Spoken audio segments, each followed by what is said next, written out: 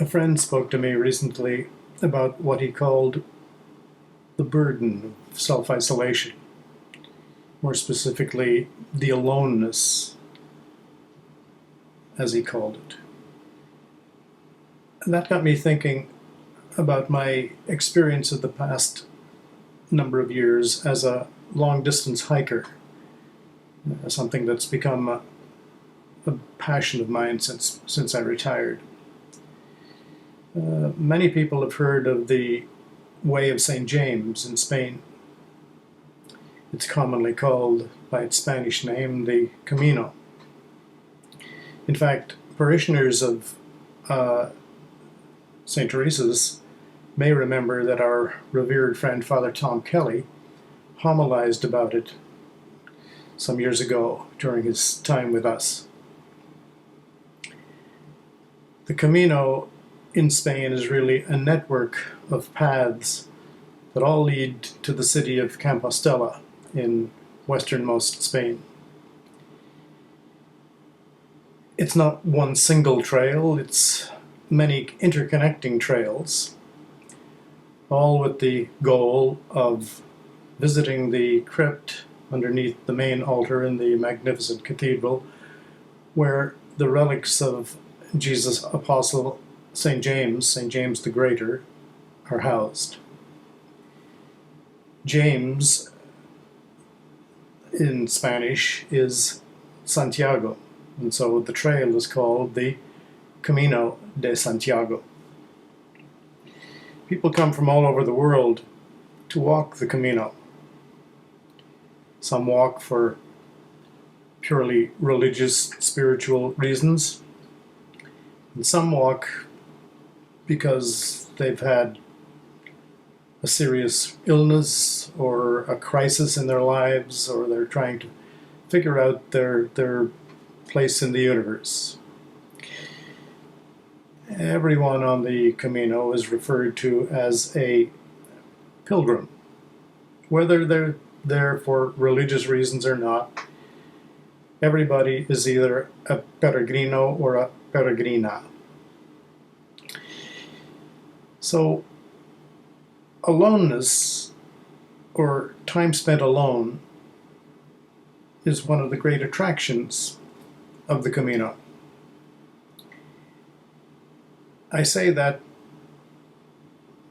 because while it is true that many people come to Spain with a friend or friends, as the kilometers and hours tick off every day, at some point, someone falls behind, somebody moves on a little faster, somebody wants to walk faster, somebody simply just wants to be alone.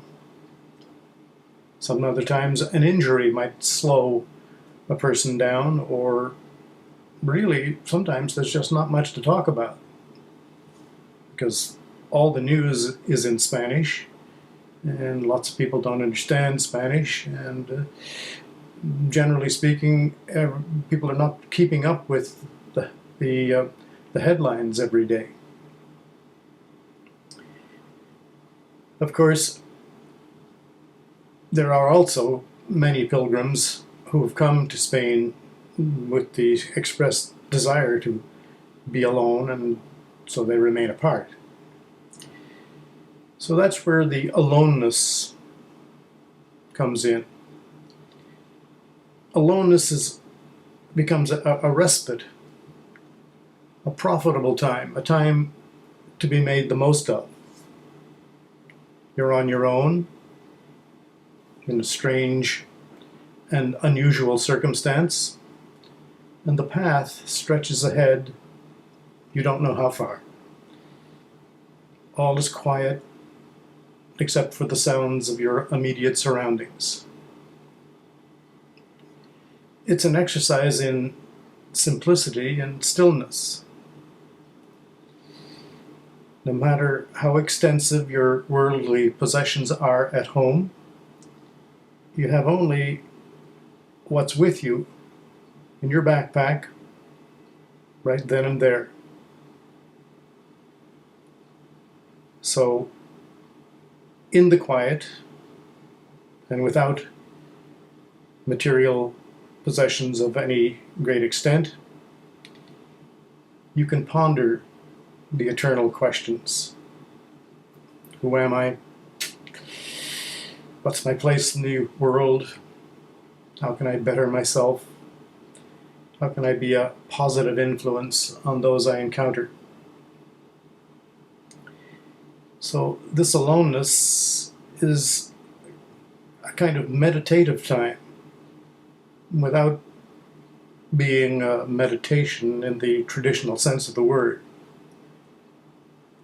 So that's the way that I'm inclined to regard this aloneness that has been imposed on us by the coronavirus. Not so much a burden, but an opportunity.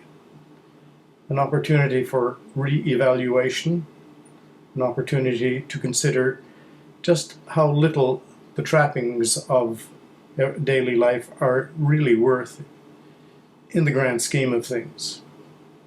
Now, personal obligations and concerns, of course, won't disappear, but perhaps this time of quiet, imposed though it may be, can be a help, a positive more so than a burden.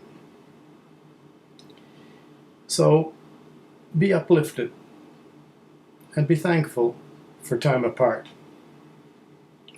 And just as the Camino ends joyfully upon arrival in Santiago, so also will the virus days eventually reach an end. As the pilgrims say when they greet one another on the trail, Buen camino.